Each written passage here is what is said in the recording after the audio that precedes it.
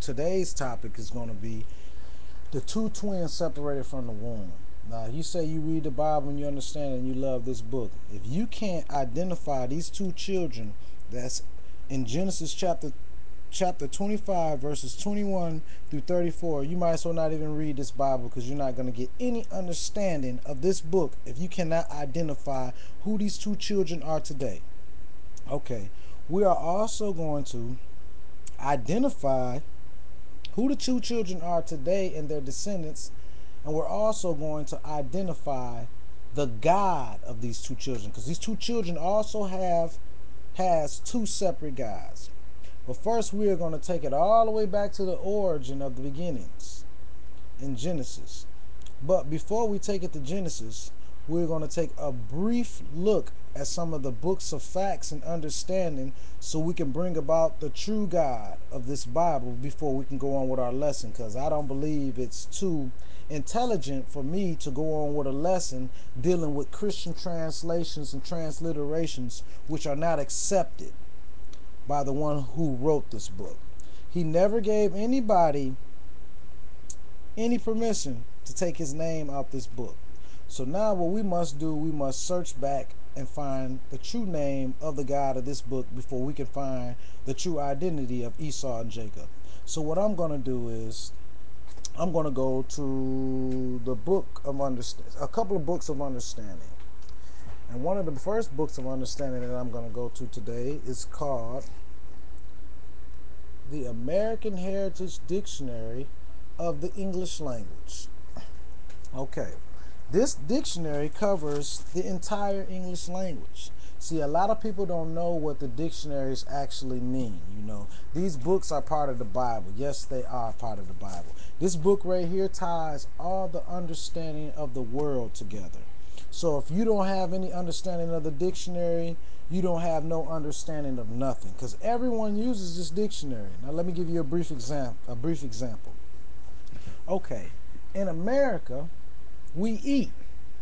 Okay, over in China, they eat too, but they pronounce it differently, but when you define it, it's the same thing, regardless of what language. In America, we run. Okay, they're running in Japan too, but they're pronouncing it differently and call it something different. But when you define it, it ties you right back to that human race with an understanding. You're doing the same thing. Like we have sex in America. They have sex over in Thailand too, but they call it something different. But when you define it, it's still two people coming together to get intimate. So the dictionary is what pulls the whole world together. This is the book of understanding. This is the understanding of the entire planet, these dictionaries. So if you're not dealing with dictionaries, I don't know why you're even looking in books saying that you are intelligent and you have these great scriptures or whatever you say you're breaking down, and you're not using this book. I mean, you are lost. You're like a parrot. I can teach a parrot to recite a verse, but I can't teach a parrot to break anything down and define it. Okay, now we're going to go forward. We're going to look up some names of God in this book, which ties the whole world together with an understanding. So whatever I find in this book, it must be documented in every dictionary around the world on the planet Earth, because we're all human beings just pronouncing things differently with the same understanding. Okay, so the first word that I'm going to look up is going to be Adonai. I'm going to spell it for you. And I'm reading out of the American Heritage Dictionary of the English Language. Okay, we're going to pick it right up at Adonai.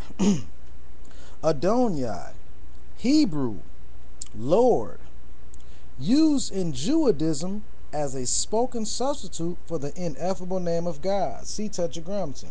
So we see here that Lord is derived from Adonai, and Adonai is derived from Hebrew. And we see that all these was used as spoken substitutes for the ineffable name of God.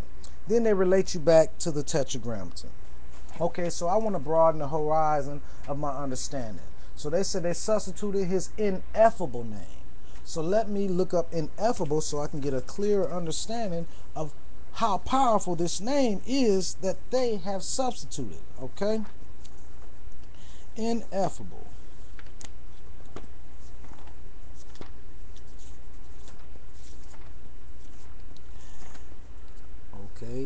ineffable. I'm going to spell it so you guys can go do your research too. Ineffable. INEFFABLE. Now here's the definition of ineffable, because they substituted his ineffable name. Ineffable, incapable of being expressed or described in words, inexpressible, not to be spoken because of its sacredness, unutterable. So the real true name of the real Hebrew deity is not to be spoken. It cannot be explained, not said, not uttered, according to the books of understanding. Okay, let us go to another name of God that we've been taught. We'll take it to Jehovah. And we're right back into the book of understanding, the American Heritage Dictionary of the English language. Jehovah, God, especially in Christian translations of the Old Testament.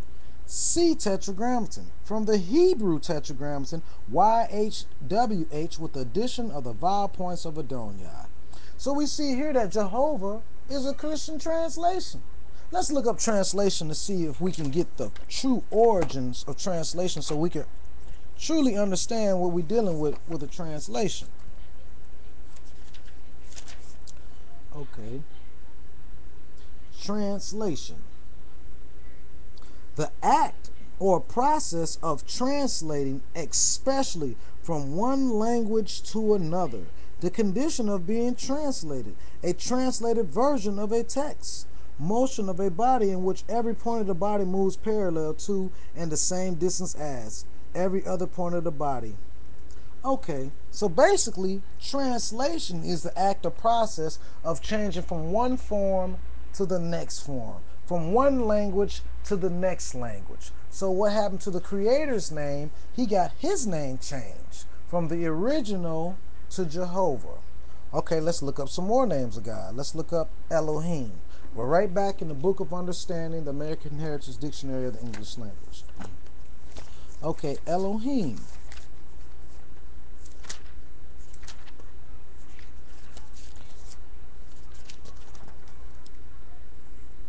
Elohim, the Hebrew name for God most frequently encountered in the Old Testament. Compare Yahweh. So now we must find Yahweh. It says compare Yahweh.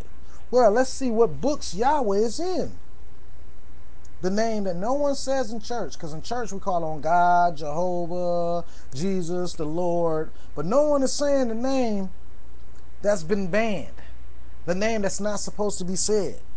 So we see we come to Yahweh so far. So let us go and do some more research on the name Yahweh. And that leads us to the Holy Bible. King James Version. Okay, let us look in the back of the Holy Bible and see if we can find Yahweh. Oh, there it is. You see that? Yahweh, the covenant God of Israel. YHWH in the original Hebrew. According to Jewish custom, because of reverence, the divine name was not to be spoken. So the Hebrew words for Lord and God were substituted.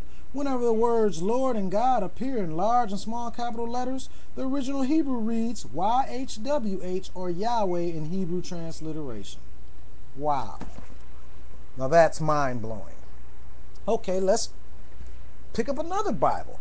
This Bible right here, this was just the King James Version. Okay, let's go to another version. Let's try the Holy Bible, the International Version. Okay, we're getting ready to look into the New International Version of the Holy Bible and see what they have to say about Yahweh. See if there's any more connection with Yahweh in the scriptures. Wow, right there. Lord, in all capital letters, is used in this Bible to refer to the personal name of God. The Hebrew word for this name is Yahweh, which means I am who I am. This name tells us that God, Yahweh, is always with his people. Let me show this to y'all again so y'all won't say I'm making these up and making a lie.